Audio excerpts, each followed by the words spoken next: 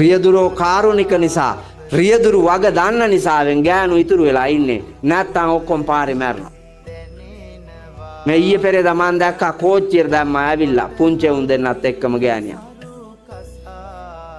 බබාලා දෙන්නයි අම්මයි තුන් දෙනාම කෝච්චියට යට වුණා. මේකේ එන ගැම්මට කෝච්චියටවත් දෙක වෙන්නේ නැහැ. ඒ තරම් කඩාගෙන යන්නේ මේකි. කුලප්පුව. ඈ ගෑනු ගියපු දුරක් බලන්නකො. ගෑනු ගියපු දුරක්. අර අතීතයේ හිටපු ගෘහණිය අතීතයේ හිටපු අම්මා හිටියන. ඒ අම්මට දරුවෝ 10යි 12යි 14යි 16යි. එවුන් ඔක්කොමත් හදාගෙන එවුන්දා පිම්වන්ත බෝසත් ගමනක් ගියපු උත්තම කුල කාන්තාවෝ හිටිය ලංකාවේ. දැන් දෙකයි ඉන්නේ. ඒ දෙකත් එක්කයි යන්න බැරුව. හුළඟට දානික්කේ උන් නැති උනේ. අරුන්දලාට 10ක් 15ක් ඉන්නවා මේකිට දෙකයි. ඇයි හුළඟට දෙකෙන් පස්සේ භාවනා කෙරුවා. වල් කොමට මිනි මරලා මෙවුන්දලා බොරුවට ගැටමුඩි ගහගෙන නිවන් යන්න හැදුවාට සතර මහා අපායේ ලෝදියේ පැහෙන්නේ සිංහල ගෑනු. ඔව් සතර මහා අපායේ ලෝදියේ පැහෙන්නේ කරපු අපරාධයට. මම මේ මූණ බලාගෙනම කියන්නේ මගේ අම්මත් ගෑණියක් මට සහෝදරියෝ 4ක් ඉන්නවා. නෑනලා 5ක් ඉන්නවා. අපේ පවුලේ 10යි. හැබැයි ඒ ගෑනු ටික ඔක්කොම මෙතන හිටියත් මම මූණ බලාගෙන කියනවා. මගේ අම්මා 10ක් හදන්න පුළුවන්. මගේ නංගිට බෑ 2යි. මගේ අක්කට බෑ 3යි. මගේ නෑන්ලාට බෑ. ඔක්කොටම 2යි 3යි. මේ ළඟදී අපේ පන්සලට ආපු වෙලාවේ මං කිව්වහම තියාගෙන. තොපි ඔක්කොම මිනි මරු යකෝ කියලා. දැන් අපේ අම්මාට අවුරුදු 85යි. අම්මාව බලාගන්න මම පන්සලේ ගෙනත් තියාගෙන ඉන්නේ. පොඩි අයියාගේ පුතා එනවා. ලොකු අයියාගේ පුතා එනවා. නංගිලාගේ පුත්තු දූවරු ටික ඉන්නවා. හැමදාම රෑ දවල් 4-5 දෙනේ අම්මත් එක්කන් මං කාමර 2-3ක් දීලා තියෙනවා. ඒ ටිකේ ඉන්නවා. අවශ්‍ය ඒවා ඔක්කොම මං ගෙනල්ලා තියලා තියෙනවා. කට්ටිය එකතු වෙලා අම්මට අවශ්‍ය කෑම බීම බෙහෙත් ටික ඒ වෙලාවට ලබා දෙනවා. එච්චර පරිවාර සම්පත්තියක්. මරණාධාර සමිතිය ඕනද අපේ ගෙදරට? මරණාධාර සමිතිය ඕනේ අපේ ගෙදරට. දරුවෝ 10යි. 9 දෙනෙක් බැඳලා. 9ක් බැඳහම 18යි. ඒ 18ටම හම්බෙලා ඉන්නේ උන් 3-4 ඉන්නවා. එක්කව කෙරුවාම 50ක් 60ක් ඉන්නවා. හාඳුරුවොත් ඉන්නවා පාන්සුකුල්ට. අය මොකක්වත් ඕනේ හාඳුරුවෝ. අය මොකෙක්වත් ඕනේ.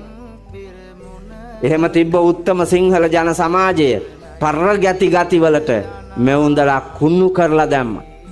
විනාශ කරලා දැම්මා. අර ගම්බද නර්ස්ලා කියලා මිඩ්වයිට් නෝන්ලා වාගේක් ඉන්නවා. මල්ල එල්ල ගත්ත ගමන් ඉන්නේ පෙති මල්ලයි උන්දගාව. පෙති මල්ලයි. මෙතනත් ඉන්නවත් දන්නේ නැහැ ඇවිල්ලා ඉඳගෙන. ඔවුන් ද මිනි මැරීමේ උපදේශිකාව. ඔව් ඒකොල්ලා ඕන් 45 පැන්නා නාකි වුණා. විසාකා මහා උපාසිකාව යසෝදරාව වාගේ ඇවිල්ලා හාමුදුරුවෝ ඉදිරියේ පෙනී හිටිනවා. හාමුදුරුවරුන්ගේ අස්රා වට්ටනවා ටක් ගාලා ගෑනු. ඔව් බලන්නකො සමහර හාමුදුරුවරු මට බණට ආරාධනා කරලා ඉවරලා දිනේ මාරු කරගන්න. අපේ අර නෝනාගෙන් අහලා ඉන්න ඕන. ස්වාමීන් වහන්සේ කිව්වා මම මොන නෝනාගෙන්ද කියලා. අපේ පන්සලේ වැඩ කළමනාකරණය කරන මම අහුවා ඒකිද විහාරාධිපති ඔබ වහන්සේද? ඈ ඔය පන්සලේ ගෑනිද විහාරාධිපති ඔබ වහන්සේද? හඳුන්නේ ඒකිලව්වම කියා ගන්න බණ. ඔතෙන්ට આવොත් මට කුණුහරුප කියන්න වෙන්නේ බණ නෙමෙයි. මොකක්ද හාමුදුරනේ ගැතිකොම? ඈ? ඒකීගේ සල්ලි වලටද? ඒකීගේ රූපෙටද? ඒකීගේ මාන්නයටද? මං හොඳටම බැන්න හාමුදුරුවන්. භික්ෂූත්වයේ හාමුදුරුවනේ ඍජුව තියන්න ඕන. භික්ෂූත්වයේ ඍජුව තියන්න ඕන. දෙක පහට කෝටි ගණන් සල්ලි තිබ්බත් දිව්‍යාංගනාව මේකේ පහළ වෙලා හිටියත් මහානකමනේ බලන් ශ්‍රේෂ්ඨ. ඒක ළඟ නැමෙන්න එපා. ඒක අය කොහෙද නැමෙන්නේ? ඒක දන ගහන්නේ නැහැ කොහෙවත්.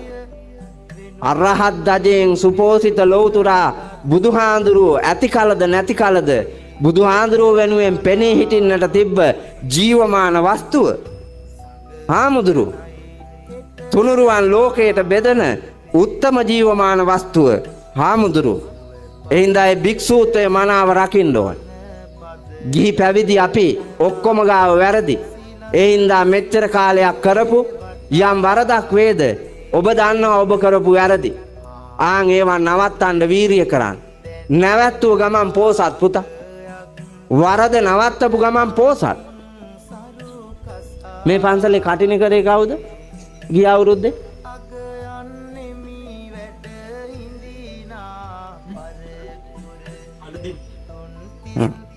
ඒ උන් දන්නවද මෙතන ඇවිල්ලා? නෑ මට. කොයි? අපච්චි මට කියන්නකෝ අපච්චිට පූර්ණ වියදම කීයක් විතර යන්න ඇද්ද කටිනෙට? ලක්ෂ අපි කියමුකෝ දල වශයෙන් 4යි කියලා. සියලුම ඒවත් එක එකතු කරලා ලක්ෂ 4යි කියලා කියමු. මම යෝජනාවක් කරන්න 2024 වස්වාසික කාලයේ බාරගෙන කටින මහා චීවර පුණ්‍යෝත්සවයක් කරන්න ලක්ෂ 20ක් වියදම් කරන්න බැරිද? ආඳුනේ පිස්සුද මේ හිඟා කණ්ඩ වෙලා තියෙන්නේ? පිස්සුද කියලා ඔබහයි. මං ලක්ෂ 20 දෙන්න පුළුවන්ද? කටිනේ කරන්න පුළුවන්ද? මං ලක්ෂ 20 දෙන්න.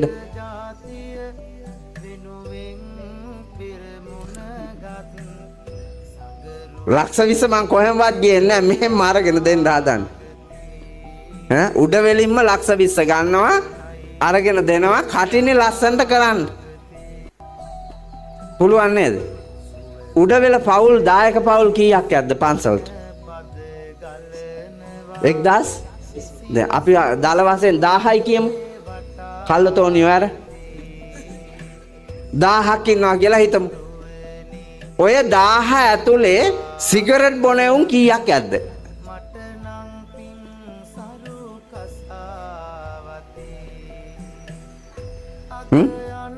පවුල් කීයක් යද්ද? එච්චර එපා මට 10 දෙනෙක් දෙන්නකෝ. පවුල් 10ක 10 දෙනෙක් සිගරට් බොනවා නම් සිගරට් එකක් කීයද? 150. සිගරට් එකක් 150. සිගරට් 5ක් අනිවාර්යෙන් බොනවා සිගරට් බොන එක. වේල් 5ට. උදේ කෑමට එකයි, දවල් කෑමට එකයි, රෑ කෑමට එකයි, උදේ තේකට එකයි, හැන්දෑවේ තේකට එකයි. අමතර බොනෙව්ව හැර 5ක් බොනවාමයි.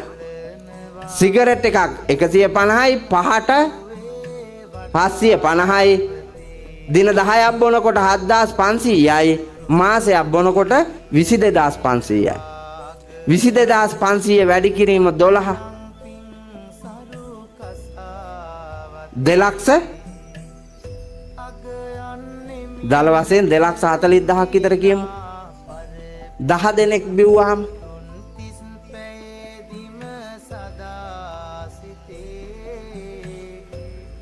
ලක්ෂ 22යි. බලන්නකො අපිට පේන්නේ නැතුවට අපේ වරද මත පිච්චිලා යන සල්ලි. ජීවිත ඒකම පිච්චෙන ජීවිත. නිරෝගී ජීවිතේ පිච්චෙනවා. ලස්සන රූපස්සෝ භාවයේ පිච්චෙනවා. සිගරට් බොන එකෙක් ළඟ ඉන්නවා නම් බලන්නකො එකාගේ තොල් පොටවල්. පුච්චාපු ගිනි අඟුරු ආගේ ගොර කාඬු ආගේ